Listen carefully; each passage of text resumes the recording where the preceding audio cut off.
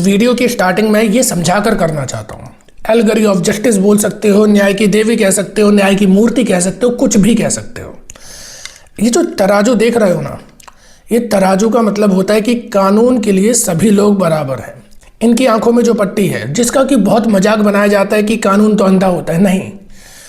कानून की आंखों में पट्टी इसलिए होती है ताकि कोई भी गरीब हो, अमीर हो, इन्फ्लुएंसर हो, कैसा भी हो, सब लोग उसके लिए बराबर हैं। वो देख कर कि ये अमीर है, ये गरीब है, इसके साथ भेदभाव हो, ऐसा नहीं करता है। उसके लिए सब समान है, इसलिए आंखों में पट्टी है। उसके पास दंड के लिए तलवार भी है। एक तरफ तराजू है, एक तरफ तलवार भी है। दंड भी देना आता है, बुराई को रौंदना भी आता है उसे। लेकिन आज इस मूर्ति का कितना मतलब बचा है? ये जो एक एलगरी जो हमें बताना चाह रही है, ये जो एक मूर्ति हमें जो समझाना चाह रही है, तो वो लॉ आज हमारे पास कितना सेफ है? क्या लॉ हमारी केवल संविधान की किताब में ही उतना ही बकाया रह चुका है? अब मैं तुम्हें समझाना चाहता हूँ कि मैं ऐसा क्यों बोल रहा हूँ। Justice delay means justice denied, कि अगर जस्टिस बहुत ज़्यादा लेट हो जाता है, इसका मतलब उस न्याय का कोई मतलब ही नहीं रहा। ऐसे मैंने देखे कि अभी 3-4 साल पहले की बात है, मेरे घर पे कुछ समन आए थे। समन हमारे दादा और उनके चचेरे भाई के नाम के थे। आधे से ज़्यादा लोग उनमें से मर चुके थे ही नहीं। अब क्या वो समन स्वर्ग भेजे जाएंगे? मतलब कि आपने जस्टिस को इतना लेट कर दिया, इतना लेट कर दिया कि जो सीकर था जस्टिस का, जो जस्टिस मांगने गया था, उसने कहा प्रभु अब चाहिए ही नहीं। अगर आप प्रोसेस को बहुत ज़्यादा कॉम्प्लिकेट बना देते हो तो ज़्यादातर लोगों के लिए वो एक्सेसिबल होता ही नहीं है। और ये हमें सीखना चाहिए। जो प्राइवेट कंपनीज होती हैं, प्राइवेट ऐप होते हैं, मैंने टिकटॉक में देखा था कि उसमें ये तक फीचर्स था कि मतलब तुम स्वाइप भी नहीं करना पड़ेगा तुम्हें। तुम अगर रील देख रहे हो तो बिना स्वाइप करे एक रील जैसे खत्म हुई, दूसरी रील अपने आप स्टार्ट हो जाती है। अगर तुम लॉगिन कर रहे हो ना, तो तुम्हें OTP भी डालने की ज़रूरत नहीं है। ये मैंने इन ऐप से सीखा है कि मतलब इतना सिंपल इंटरफेस बना दो कि ज़्यादातर लोग उसके लिए एडिक्ट हो जाए। और हमारी न्याय व्यवस्था इतनी ज़्यादा कॉम्प्लिकेटेड है, इतनी ज़्यादा कॉम्प्लिकेटेड है कि एक आम आदमी तो भूल ही जाओ। आम आदमी तो उसके चक्कर में पड़ना ही नहीं चाहता। यहाँ तक कि जो बड़े बड़े अमीर लोग हैं वो भी उसके चक्कर में नहीं पड़ना चाहते हैं। अगर सिस्टम को बहुत ज़्यादा कॉम्प्लिकेटेड बनाया जा रहा है, अगर जस्टिस को बहुत ज़्यादा लेट करा जा रहा है, तो उससे फ़ायदा किसे होगा? तुम्हें जब भी किसी भी चीज़ को बहुत डीपली समझना हो ना, चाहे अभी जियोपॉलिटिक्स की कंडीशन है जहाँ पर वॉर वगैरह हो रही हैं, या करप्शन को भी तुम्हें डीपली समझना है, तो केवल उसमें एक चीज़ देखना है कि इसमें स्टेक होल्डर कौन कौन है, किसका क्या फ़ायदा होगा अगर ये चीज़ ऐसी होती रही। तो तुम देखोगे कि जब कोर्ट में लंबे लंबे केसेस चलते हैं तो सबसे ज़्यादा फ़ायदा किसे होता है? वकीलों को। उनकी जो तनख्वाह है, उनकी जो सैलरी है, वो वहीं से आ रही है। जितना लंबा केस चलेगा उतना फ़ायदा किसे होगा? वकील को होगा। जितने ज़्यादा पेंडिंग केस होंगे उतना ज़्यादा फ़ायदा किसे होगा? वकील को होगा, कोर्ट को फ़ायदा होगा। जो स्टैम्प ड्यूटी बनाने वाला 10-10 रुपये भी छापता है ना, उसे भी बहुत फ़ायदा हो जाता है, क्योंकि उसे पता है ये कोर्ट बड़े लंबे चलेंगे, इनके जो केसेस हैं बहुत आगे तक चलने वाले हैं। अभी रिसेंटली ही मैंने अपने एक दूर के रिलेटिव में एक केस देखा। छोटा सा केस था कि वाइफ को मेंटेनेंस दिया जाए। मतलब कि वो ऑर्डर लागू होने के लिए 3 साल लग गए, और वो भी एक बार हुआ, फिर दोबारा नहीं हुआ। और इसमें भी कोर्ट कुछ नहीं कर पाई है। और सबसे ज़्यादा बड़ी जो मुझे प्रॉब्लम वहाँ समझ में आई, सबसे बड़ी जो प्रॉब्लम है कि लॉ बहुत ज़्यादा कॉम्प्लिकेटेड है।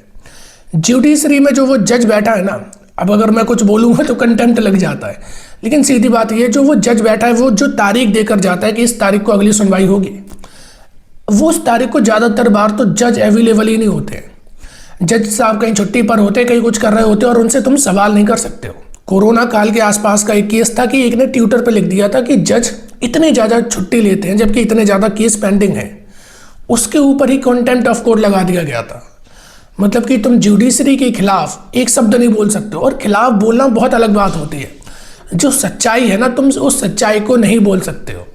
अभी ये जो पूरा विवाद चला था जुडिशरी को लेकर, जो कि ये 8th क्लास की बुक में 2 पेजेस लिखे गए थे, और उसमें से केवल एक लाइन जो थी, जो कि कोर्ट को बहुत ज़्यादा खराब लग गई थी, वो ये थी कि करप्शन इन जुडिशरी।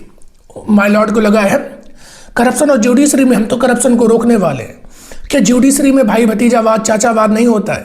क्या जुडिशरी में करप्शन बिल्कुल भी नहीं है? और एक ये छोटी सी बात से उन्हें मतलब कि मिर्ची लग जाती है। और उसमें जो भी फैक्ट फिगर और डेटा दे रखे थे ना, वो भी जुडिशरी के खुद के थे। और जो रिमार्क था वो एक्स CGI का रिमार्क था। फिर भी इन्हें ऐसी प्रॉब्लम होती है, मतलब कि जुडिशरी तो निब्बा निब्बियों से भी ज़्यादा उसे मतलब कि इनसिक्योर है। सुप्रीम कोर्ट को हटाकर, एससी को हटाकर यूएनएससी कर देना चाहिए, अनसिक्योर कोर्ट। अगर आप सच में हटाना चाहते हो, करप्शन को ख़त्म करना चाहते हो, तो पहले ज़रूरी है कि उस पर बात तो हो। लेकिन आप ये चाहते ही नहीं कि करप्शन पे बात करी जाए, कि जुडिशरी में भी करप्शन है। कॉलेजियम सिस्टम, कि जो भी होगा कोर्ट के अंदर, हाई कोर्ट, सुप्रीम कोर्ट में, वो सब केवल वही जज जो बैठे वही डिसाइड करेंगे। तो उसमें करप्शन होगा कि नहीं होगा? क्यों नहीं एक सिस्टम को ट्रांसपेरेंसी में लाया जाता है? ट्रांसपेरेंट सिस्टम क्यों नहीं बनाया जाता है? अब चलो अपने मेन मुद्दे पर आते हैं। जब एक कोई हाई फाई केस कोर्ट में चलता है, जैसे कि वो पुणे वाला जो पोर्स का केस था, केवल एक ऐसे लिखा के छोड़ दिया जाता है। तुम्हें लगता है कि केवल वो ऐसे लिखाकर छोड़ दिया जाता है? ऐसे तो तुम्हें दिखाया जा रहा है ना। उसकी कीमत बहुत बड़ी थी। वो जो जितने वर्ड्स लिखे गए थे वो करोड़ों के वर्ड्स थे, तब वो छूटा होगा। और अब ये क्या होगा, जैसे मैं बोल रहा हूँ तो ये एलिगेशन हो जाएगा, तो इससे मेरे ऊपर भी खतरा आ सकता है। लेकिन मैं किसी का नाम लेकर या कुछ नहीं बोल रहा हूँ, बस ये जस्ट एक प्रेडिक्शन टाइप की है, जो कि मेरे भी राइट है। आर्टिकल 19 क्लॉज 1 सब क्लॉज है, मुझे भी अधिकार देता है। लेकिन मैं किसी के ऊपर कोई आरोप नहीं लगा रहा हूँ। तुम्हें पता है जुडिशरी में ये भी प्रैक्टिसेस होती हैं कि ज़मीन तक नाम लिखा ली जाती है, कि तुम्हें अपने फेवर में फैसला चाहिए, ज़मीन नाम लिख गई, करोड़ों रुपए का ट्रांजेक्शन हो जाता है। और ये सारी चीज़ें वो हैं जो कि लोगों को पता है, जो जुडिशरी में है, वकील लोग हैं, सबको पता है क्या होता है। अच्छा एक बात बताओ, सबसे अच्छा वकील कौन सा माना जाता है? सबसे अच्छा वकील उसे बोला जाता है जो कि गलत को सही साबित कर देता है। तुम अगर मर्डर करके गए हो या तुमने किसी की ज़मीन पर कब्जा कर लिया है, अब वो जो केस है वो कोर्ट में गया और तुम्हारा वकील अगर ये साबित कर देता है कि नहीं इसने मर्डर नहीं करा, ये उस जगह पर था ही नहीं, मतलब कि सिस्टम के जो लूप होल्स हैं उन्हें यूज़ करके अगर वो तुम्हें बचा ले जाता है, तो क्या हो जाता है कि ये तो बहुत अच्छा वकील है। तो जो करप्शन की नींव पे खड़ा ये सिस्टम है, और फिर बोल देते हो कि हमारे यहाँ करप्शन बिल्कुल है ही नहीं। एक आम आदमी वकील अफोर्ड नहीं कर सकता है। अब बताओ कि एक आम आदमी जब अच्छा वकील अफोर्ड नहीं कर पाएगा तो वो अपने आप को कैसे रिप्रेजेंट कर पाएगा? इतने पढ़े लिखे लोग हमारे यहाँ हैं भी नहीं कि वो अपने अधिकारों को जाने और अपने आप को रिप्रेजेंट कर पाए। तो करप्शन हमारे ग्राउंड लेवल पर है, बस उसे मानने को तैयार नहीं होते आप उसे रिकग्नाइज ही नहीं करना चाहते कि करप्शन होते हैं। जुडिशरी में बहुत बड़े बड़े भ्रष्टाचार होते हैं, क्योंकि जुडिशरी की पावर भी बहुत ज़्यादा है। जिसके पास जितनी ज़्यादा रिस्पॉन्सिबिलिटी होती है, जितनी ज़्यादा पावर होती है, वहाँ पर उतना ही ज़्यादा करप्शन के चांसेस बढ़ जाते हैं। क्योंकि एंड अथॉरिटी, एंड पावर उसके हाथ में आ गई ना। फैसला वो करेगा तो उसको खरीद लो ना। ज़मीन देनी है तुम ज़मीन दे दो, रुपए दे दो, पीछे से बैकडोर से सारी डील हो जाती हैं। जो बड़े वकील बन जाते हैं, तुम्हें क्या लगता है वो वकील ज़्यादातर केस जीत के बनते हैं? बिल्कुल नहीं होता। वो वकील अपने जो उनका सिस्टम होता है, इकोसिस्टम में घुसकर बनते हैं। इकोसिस्टम में किसकी कितनी पकड़ है, कौन कितने ज़्यादा जजेस को जानता है, कितने ज़्यादा लोगों से वो डील कर पाता है, उतना बड़ा वो वकील बन जाता है। ये रियलिटी है हमारे सिस्टम की। लेकिन जब आप खुले में बोलो, जैसे कि मैं ये बात बोल रहा हूँ, तो सबके अंदर की देशभक्ति निकल आती है, सबके नियम कायदे कानून संविधान आ जाता है, सब दिखाते कि हम बड़े ईमानदार हैं। अगर जुडिशरी चाहे ना तो ज़्यादा से ज़्यादा मैं मानता हूँ कि एक पंचवर्षीय लगेगी अगर ईमानदारी से काम करा जाए, तो ये जितनी चीज़ें इन्हें सॉल्व किया जा सकता है। जितने केस हैं ना वो सारे सॉल्व करे जा सकते हैं, क्योंकि ज़्यादातर केस कुछ टेम्पलेट पे आते हैं। जैसे कि कहीं पर एक डाइवोर्स का एक टेम्पलेट हो गया, फैमिली प्रॉब्लम्स का एक वो टेम्पलेट हो गया, मर्डर का टेम्पलेट हो गया, एक्सीडेंट का टेम्पलेट हो गया। इन पर एक एक जजमेंट निकाली जा सकती है कंडीशन के हिसाब से, और ज़्यादातर 50%, कम से कम 50% केस उन्हीं टेम्पलेट के बेसिस पर सॉल्व किए जा सकते हैं, अगर प्रोसेस को थोड़ा फास्ट कर दिया जाए। ये जो इतना कॉम्प्लिकेटेड सिस्टम बना रखा है, इसे थोड़ा ईजी करा जाए तो ये चीज़ें हो सकती हैं। और प्राइवेट ऐसे स्टार्टअप हैं जो ये काम कर रहे हैं, और जो उनका रिजल्ट है वो बहुत अच्छा है, हमारी ये गवर्नमेंट मशीनरी से अच्छा है।